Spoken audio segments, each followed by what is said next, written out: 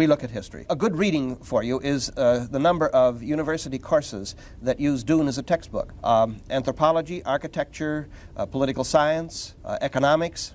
Frank Herbert was looking to understand the real world as it really was in all its complexities. He was not trying to recapture the hope-inspiring lessons of ancient archetypes and mythologies after a brutal World War I, like Tolkien was.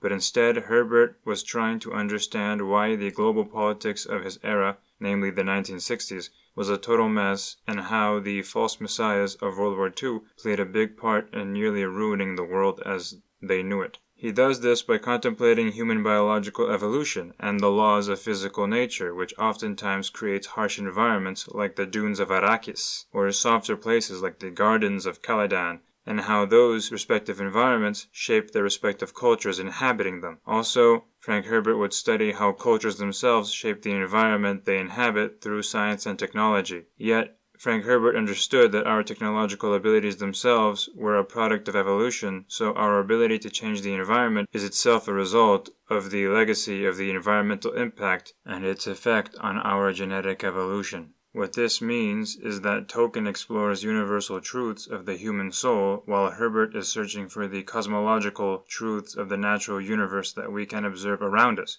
and he is also trying to understand how they shape human behavior. And that's precisely why Tolkien's story revolves around a supernatural object that tempts his characters and tests the strength of their spirit with abstract notions of power, while Herbert's story revolves around a natural resource crucial for the flow of industry, the economy, and, of course, concrete military power.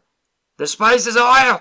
And this in turn is what tempts people, because this resource is a mean for them to spread their genes and protect the perpetuation of their genetic lineages. Frank Herbert produces a work that some might call epic realism, while Tolkien creates epic fantasy. Tolkien is generating escapism in his mythos. He's trying to offer you a respite from the gritty nature of the world and into a land of abstraction where your spirit can be free for a while, to contemplate ideas on their own terms, without the interference of physical limitations. His work is, in its sense, idealist in the original Platonic way, where ideas are taken as more substantial and even more real to the human experience than the temporary reality of the material world, where nothing lasts. And this is because humans experience everything through their minds, which means that everything you experience becomes a memory, and thus it is now an idea in your head, and no longer something you experience in your senses. So ideas are what stick with you, and in a sense, they are what shape you. The idea you have of something is more important to your own experience and your own development than the true experience of the thing that you had, because you only really experienced the idea of something in your mind, not necessarily the object itself. Sorry for going all Kantian on you guys. The critique of pure reason. For Tolkien, although your grandfather was a real flesh and blood human being that you used to touch, and whose complexities and flaws you used to observe, after his death he ascends into something you can only really remember as an idea. From a human being, your grandfather now is an archetype of the grandfather in your head. He's more simple now, with certain characteristics emphasized while his human intricacies are more ignored. This is why Aragorn rules wisely and his tax policy is ignored. Nobody cares about his tax policy, George. While Herbert is facing physical reality head on, he's trying to explain why things are done the way they are. In Tolkien, the great royal man marries the elf princess because the great man archetype is made complete by uniting with the great woman archetype. Also, fairy tales. They're kinda nice. While in Herbert, the royal duke marries the daughter of another mighty noble to produce genetic fitness and DNA powers. Even though a lot of the times that leads to incest babies. Like the original Kwisatz Haderach was supposed to be an incest product of the Atreides and the Harkonnens, but whatever. It is important to note that Herbert, well, in comparison to J.R.R. Tolkien, is actually at a disadvantage, because Herbert is having to explore reality and nature through ideas in his fiction, and he's not using ideas to explore ideas like Tolkien is. This means that Herbert has to use archetypes like 1. The young noble hero destined to lead. 2. The monstrous degenerate tyrant. 3. The enchantress. 4. The wise mentor. 5. The sorcerer king, etc. But Frank Herbert turns these archetypes into something realistic by subjecting them to natural physical laws of nature and the human psychological flaws, which are themselves determined by evolution. This is why, unlike Aragorn, and please stop bothering me about this frickin' pronunciation! Anyway, this is why, unlike Aragorn, Paul Atreides keeps getting hundreds of thousands of people brutally killed unintentionally, and often spreads destruction in his wake as he inspires fanatics and exploits the group conflicts around him, like the struggle between the Fremen and the Imperium, and he does this to achieve his own goals, which is basically survival. And his followers use him as an excuse to wipe out their competition and hoard the finite resources of the universe for themselves and guarantee the genetic supremacy of their tribe. Despite Paul trying to be a good and wise leader, violence and conflict determined by evolution keeps the cycle of violence going, and Paul is merely a product of this evolution, which is why Herbert makes his noble birth nothing but a breeding program. Paul is Aragorn through a naturalist perspective. Aragorn is a descendant of mighty kings whose legitimacy comes from his royal line and the mystical wisdom of his vocation, derived from a supernatural source. He also inherits the strength of kingly ancestors. They were men who have proven themselves strong in the past with a sort of celestial mandate, and despite their flaws, their mystical gifts are passed to Aragorn, who is expected to reflect the strength of his ancestors, which, like I said, is divinely ordained. Meanwhile, Paul is a less glamorous descendant of highly evolved killers and the human equivalent of an insect leadership caste, who are the most genetically fit and capable of dominating and leading the lower caste members. It's not inherited mystical wisdom, it's DNA-determined genius-level IQ and genetic memory powers. And it's not divinely ordained strength gifted to a family from God, but the strongest individuals constantly breeding with each other, perpetuating strong genetic traits. Paul Atreides is the way he is because the universe demands violence and competition, and he is produced through the internal competition of life with itself. One of these is a metaphysical perspective, the other is naturalist. They are entirely different perspectives, but they try to explain the same phenomenon, namely the phenomenon of the mighty ruler. By the way, I don't subscribe entirely to either of these perspectives. I'm just trying to describe how Herbert and Tolkien are depicting the great king archetype. Anyway, Herbert is applying political realism in his novels, where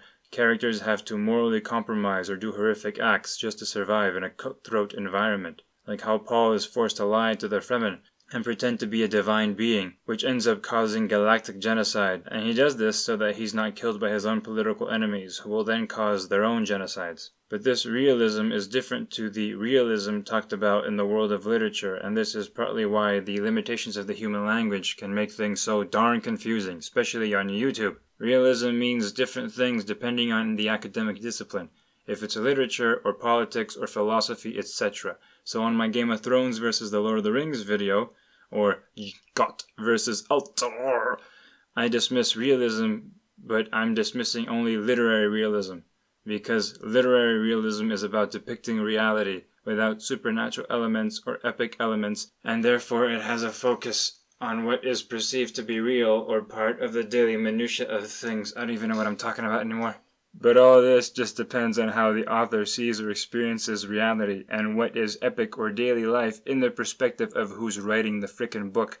If St. Joan of Arc attempted to write a realist novel, she might think that adding great divine quests given by disembodied voices and a young peasant girl leading armies for kings is just something that happens on a Tuesday. And I'm not being a relativist, by the way. I'm just saying that people view reality differently, which is an objective fact. I'm not saying that reality is subjective to how people view it. But that's beside the point. No solipsism here, sir. Take that somewhere else. Anyway, I don't think Herbert is engaging in literary realism. He's actually writing an epic story with kings and enchantresses. I think Herbert is writing an epic story while subjecting it to political realism and scientific understanding of the 20th century mixed with his own fictional natural laws, which makes something like prescience possible. I know many say that prescience in Dune is basically magic, but it's not. Dune is a fictional novel, and the author can add natural laws to the universe he's creating. By the way, what I'm saying is Frank Herbert's book is an epic book with political realism, but I would not consider it a work of literary realism, and who likes literary realism anyway? It's a boring genre.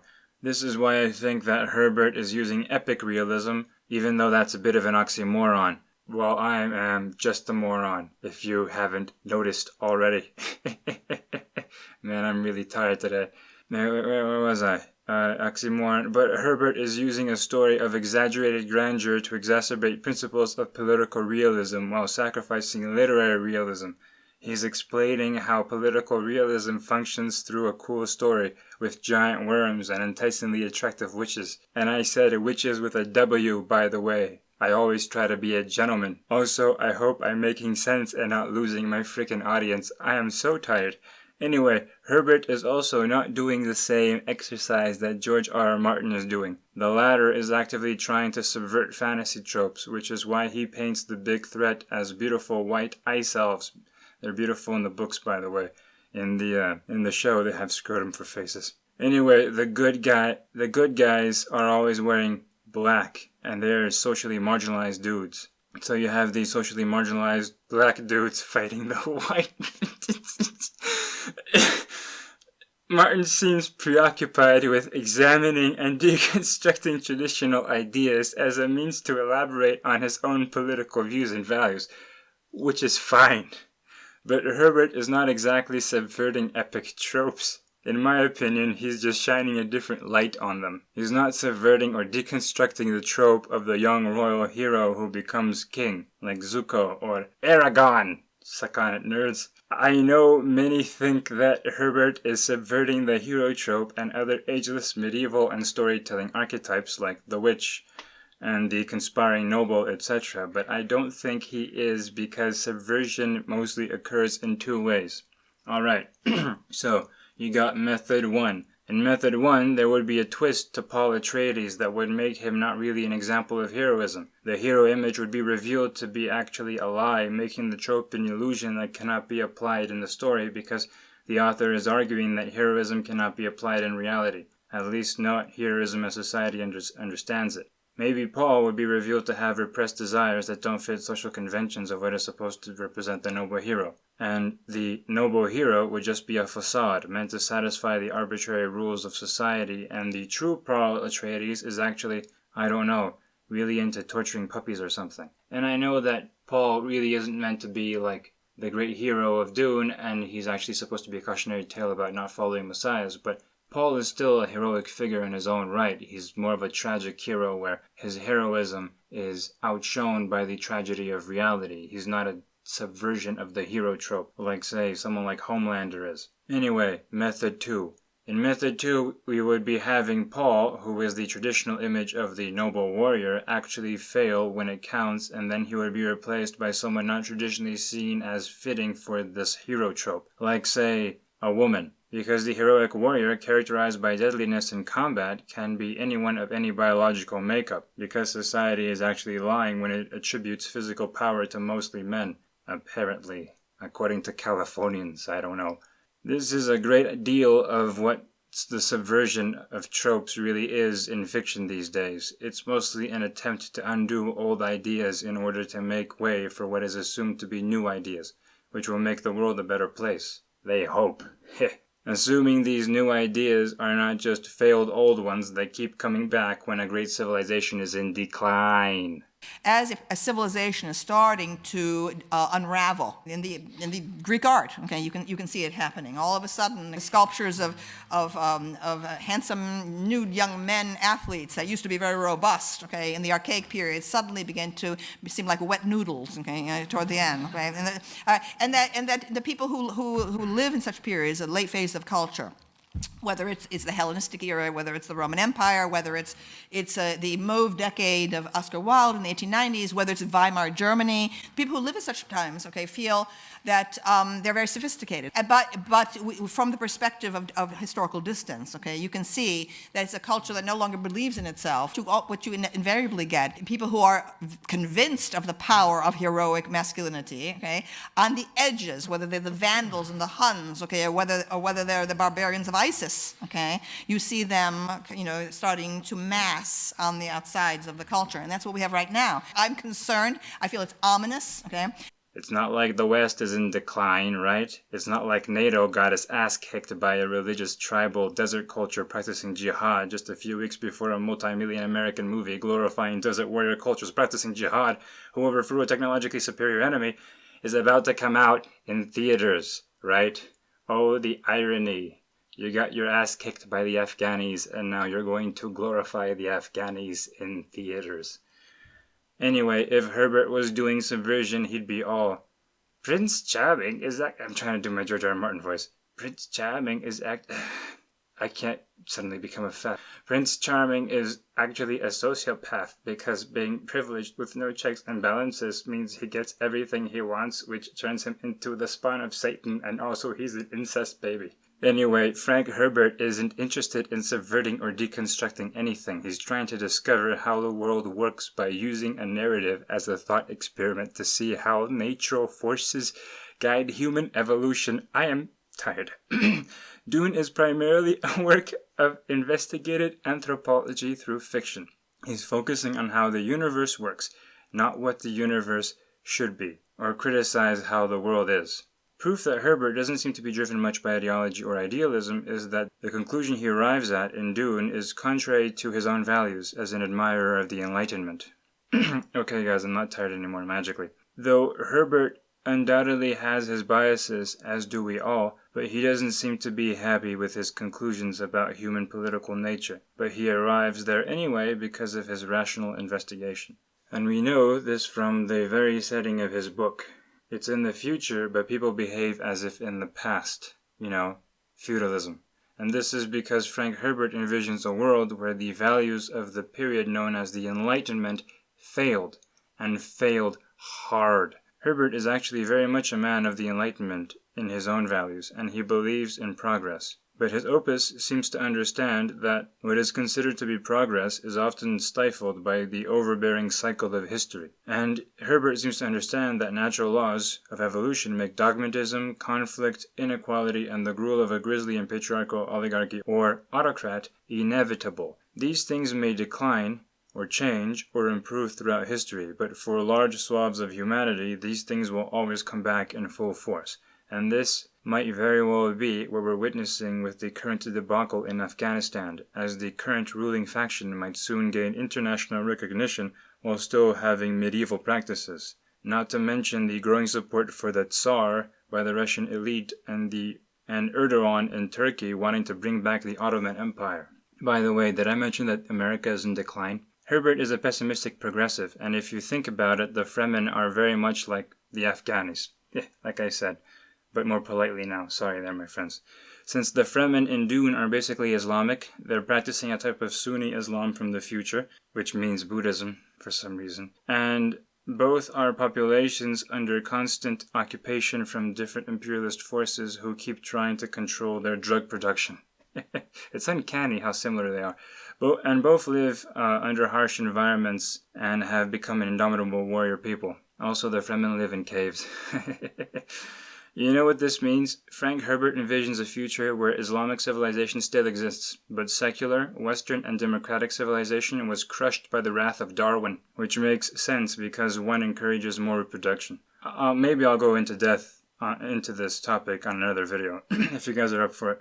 Anyway, like Herbert, I'm not saying that this is what I want. I'm just saying that it's what's most likely to happen in the future due to natural forces at play. I agree with Frank Herbert, is what I'm saying. When it comes to a realist view in current global politics, we're all going to space feudalism, guys. Elon Musk is going to be Baron of Mars. And with all this diatribe, my point is, Herbert concludes that the march of social progress isn't inevitable despite what we would prefer. Which is why in Dune we're seeing the Middle Ages, but in space! Anyway, thank you for listening to my long ramblings, especially this one. You guys are champs if you made it this far. Wow, I mean, you guys are awesome. I wouldn't have tolerated this much. Anyway, have a good day, my friends. Peace.